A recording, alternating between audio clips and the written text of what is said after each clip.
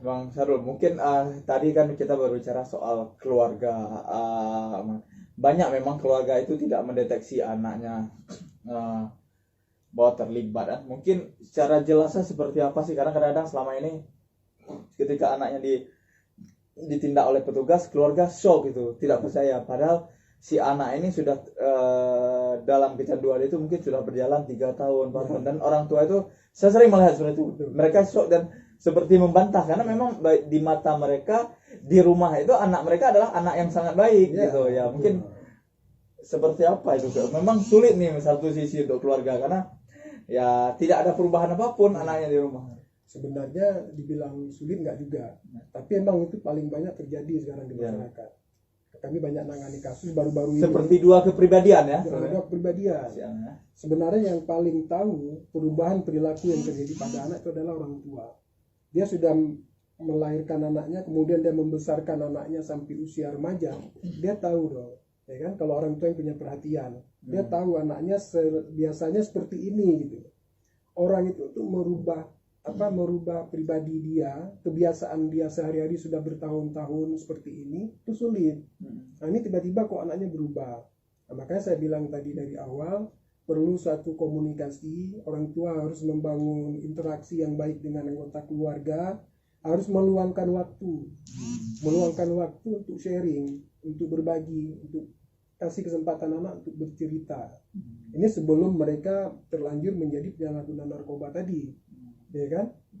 Tadi juga sempat saya sampaikan, kapan orang tua mulai tahu, mulai peduli ketika anaknya sudah parah, sudah 2 tahun menjadi pemakai, sudah kecanduan yang berat, sehingga baru orang tua sibuk. Ya kan? Nah, jadi dari awal bagi orang tua yang memang masih memiliki anak remaja ataupun anak di bawah umur, maksudnya masih tumbuh ya, masih tumbuh, itu harus dibangun komunikasi dari awal, dari sekarang. Luangkan waktu walaupun sedikit. Oke, kita kasih dia kebebasan bermain, kita kasih dia kebebasan sekolah, ngaji, tapi harus dipantau, harus dilihat kemana dia pergi, dengan siapa dia bermain, itu harus dipastikan. Nah, jangan sampai nanti dia salah pergaulan, ya kan, salah pergaulan, karena kehidupan sekarang ini memang cobaan sangat berat. Tidak hanya narkoba, dengan game online segala macam, pendangkalan akidah dan yang lain-lain kan. Nah, disinilah orang tua memang harus bekerja ekstra. Emang kita maklumi sekarang orang tua serba sibuk mencari nafkah, tujuannya untuk membahagiakan anak. Tapi di balik itu anak juga perlu satu perhatian yang khusus. Harus tahu siapa temannya. Tidak hanya perlu dipenuhi materi ya. Materi. Ketika dia ditangkap kayak Bang Nasir bilang tadi, itu banyak sekali tuh Bang. Orang tuanya ngotot, marah-marah, bahkan di kantor tidak percaya. Tidak mungkin, saya dijebak. Padahal memang anaknya yang mengajak orang lain. Anaknya. Nah itu kita tangani kan. Kita coba telusuri, kita mau bantu supaya dia bisa dilepas untuk direhabilitasi. Ternyata nggak bisa karena dia ini sudah berperkara hukum. Artinya dia sudah bagian dari jaringan. Nah ini nggak bisa kita bantu. Intervensi untuk kita selamatkan dia, ayo kita rehab. Kita memberikan jaminan dari rehabilitasi bahwa dia akan direhabilitasi. Ternyata nggak bisa. Dicek rekeningnya, transaksinya ada puluhan juta. Ini sama sekali orang tua nggak tahu. Nah ini baru-baru ini kami juga ada tangani juga. Orang tuanya tetap ngotot bahwa anaknya tidak terlibat. Begitu dites urin positif. Nah, positif anaknya. Ini pengembangan dari tertangkapnya salah satu bandar. Kemudian bandar ini menyebut nama anak tersebut. Nah dari situ kan ditangkaplah si anak tersebut ini. Kemudian saya ditelepon sama orang tua, saya ketemu. Kemudian kata orang tuanya, saya tanya bagaimana hasil tes urinnya Bu? Positif. Makanya berarti dia sudah berperkara hukum dan ada barang bukti. Nah, jadi ketika kita dari saya dan teman-teman dari rehabilitasi membantu dia untuk intervensi, kita coba kan, ternyata nggak bisa karena dia sudah berperkara hukum dan itu harus diselesaikan juga secara hukum. Nah itulah yang maksud saya, jangan sampai anak-anak kita ini menjadi korban seperti teman-temannya yang lain yang sudah terlanjur menjadi korban penyalahgunaan narkoba. Karena para bandar-bandar ini, sindikat-sindikat ini, mereka terus berada di sekeliling kita. Mereka terus mengincar gitu. Mereka terus mencari korban-korban selanjutnya. Berarti selama ini di Aceh sendiri, itu kan bisa kita lihat, berarti di Aceh sendiri sudah banyak berarti anak-anak tingkatan SMP itu yang sudah mulai terlibat gitu. Dikatakan banyak juga, kita tidak ada data yang pasti kan, tapi dari rehabilitasi, dari beberapa kasus dan laporan orang tua dan yang tertangkap itu sudah Ada, Oh. sudah ada. Dan awal-awal tahun 2021 ini juga di daerah di Banda Aceh juga, dan itu sudah terpublikasi di media. Ada beberapa anak-anak remaja yang tertangkap. Ada yang 5 orang, 6 orang ya kan. Nah, termasuk di daerah Aceh Besar dan di beberapa daerah lainnya. Dan terutama kan kita melihat di tempat-tempat rehabilitasi. Kami juga punya kerjasama dengan rehabilitasi di Kais Asana Aceh, anak-anak remaja. Berarti banyak anak remaja. Anak Itu remaja. Cuma emang lebih sekolah persentasinya lebih besar dewasa. Berarti itu sekolahnya apa? SMA, SMP? Mulai dari SMP. SMP berarti sudah ada. SMP, Berarti kalau SMA, SMP masih di bawah 16 tahun ya? ya, anak di bawah umur. Eh, Di bawah umur lah istilahnya. Di bawah umur Iya. itu di bawah 18 tahun ke bawah.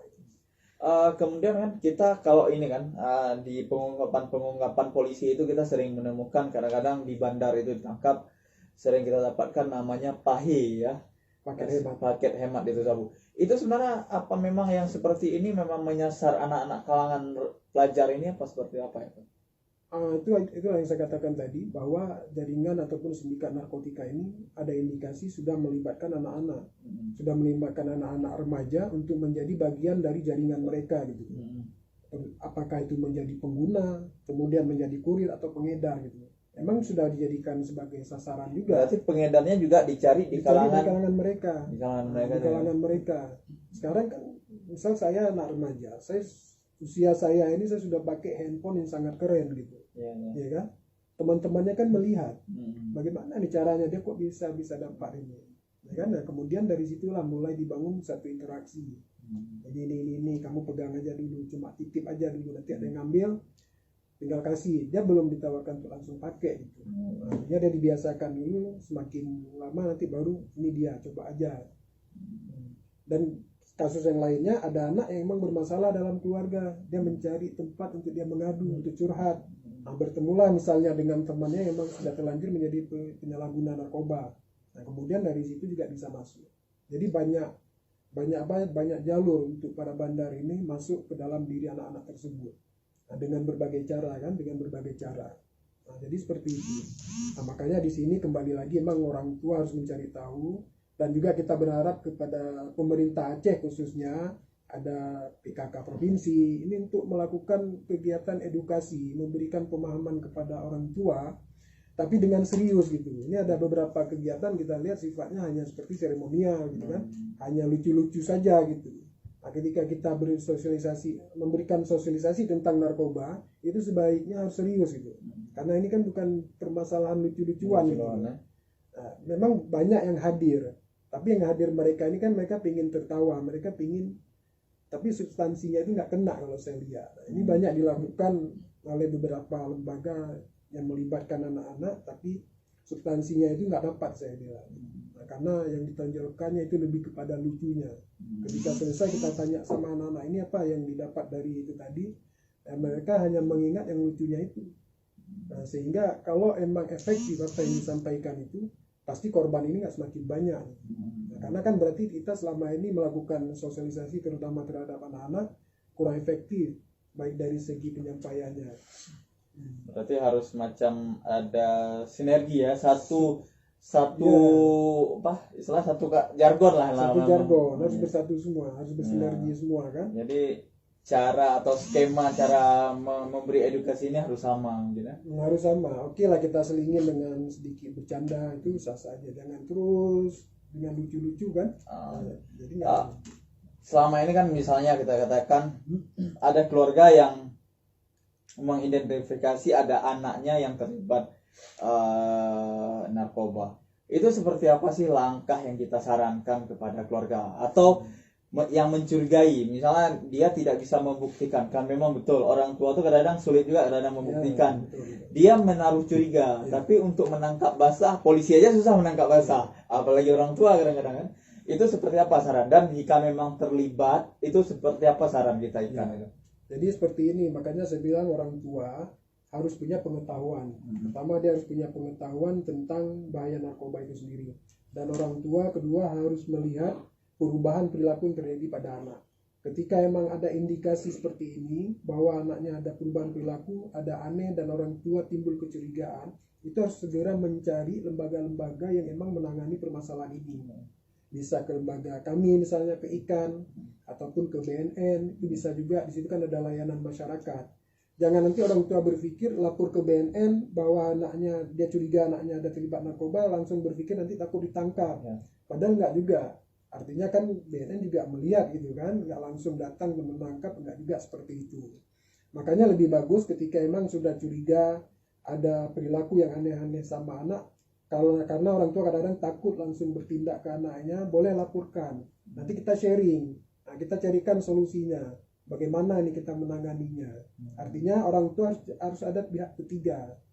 Nah, jangan didiamkan, nah, ini lebih berbahaya. Nah, nanti bisa hubungi kami di ikan, ya kan, ataupun nanti ada lembaga-lembaga lain, lembaga perlindungan anak dan perempuan di setiap kabupaten kota kan ini ada. Nah, nanti minta bantu sama mereka. Atau di BNN, kami juga ikan sudah ada di 17 kabupaten kota. Nah, nanti artinya orang tua harus mencari tahu lah. Atau lapor ke GECI.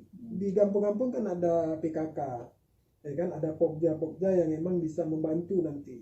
Lapor, yang penting jangan didiamkan. Seperti kita ikan siap memberi pendampingan. Insya Allah kita siap. Bahkan yang sudah tertangkap pun ada kita coba untuk intervensi untuk bantu supaya dia bisa direhabilitasi, ya kan? Nah, tapi kalau emang dia sudah berperkara hukum, dia tetap harus menjalankan dulu proses hukumnya. Apalagi kalau dia pengadilan.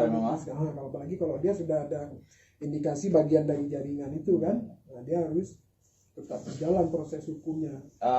Berbicara solusi mungkin untuk mereka yang terlibat penggunaan narkoba ini kan rehabilitas ya. Soal rehabilitas itu Aceh ini sudah mumpuni nggak atau memang masih banyak butuh dari perkiraan kita dari pengguna sama itu sudah tersedia di semua daerah? Tahun 2000 tahun lalu lalu Kepala BNN Provinsi Aceh sempat mengeluarkan pernyataan di media dan di beberapa forum resmi bahwa jumlah penyalahguna narkoba di Aceh itu sudah mencapai 80.000 dari semua kalangan dan semua usia, 80.000 orang.